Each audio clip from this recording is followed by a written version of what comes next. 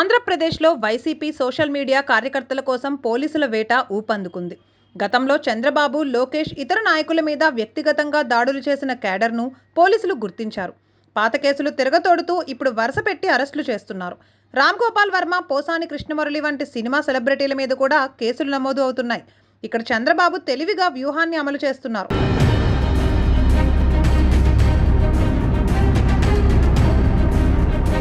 ఆంధ్రప్రదేశ్ రాజకీయాల్లో గ్రామాలే కీలకంగా నిలుస్తాయి.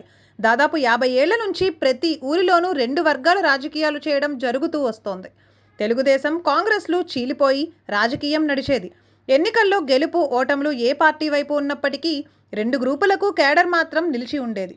రాష్ట్రం విడిపోయిన పరిస్థితుల్లో కాంగ్రెస్ను సర్వనాశనం చేస్తే అది పూర్తిగా తెలుగుదేశం వైపు వస్తుందని చంద్రబాబు నమ్మారు. కానీ తెలుగుదేశం వ్యతిరేక కేడర్ కాస్త కాంగ్రెస్ నుంచి వైసీపీకి బదిలీ అయిపోయింది.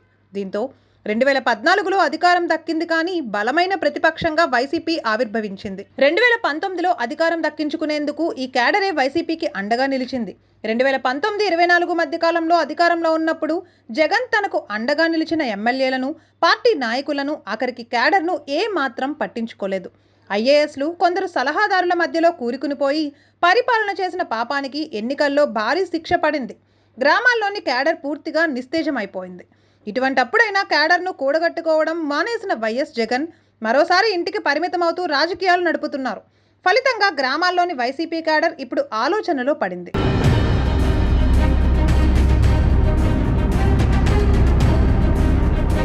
ఇక్కడే చంద్రబాబు తన వ్యూహానికి పదును పెట్టేశారు.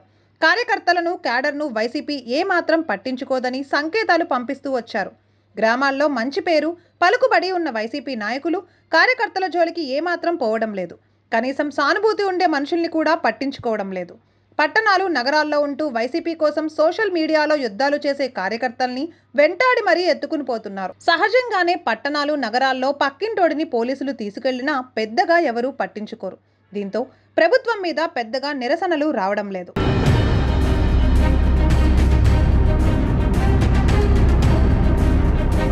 మరోవైపు అరెస్టులకు ముందుగా జగన్ సొంత చెల్లెలు షర్మిల చేత కొన్ని ప్రకటనలు ఇప్పించారు.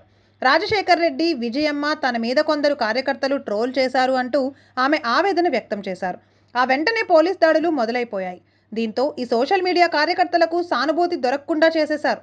పనిలో పనిగా బెయిల్ కూడా దొరకకుండా కేసులు తిరగతోడుతున్నారు. దీంతో వైసీపీ సోషల్ మీడియా సైన్యం పూర్తిగా ఇరుక్కునిపోయింది.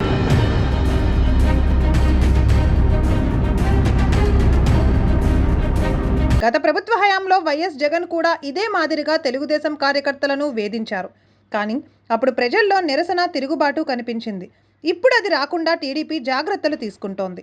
ఫలితంగా వైసీపీ పార్టీకి దిక్కుతోచని పరిస్థితి ఏర్పడుతోంది.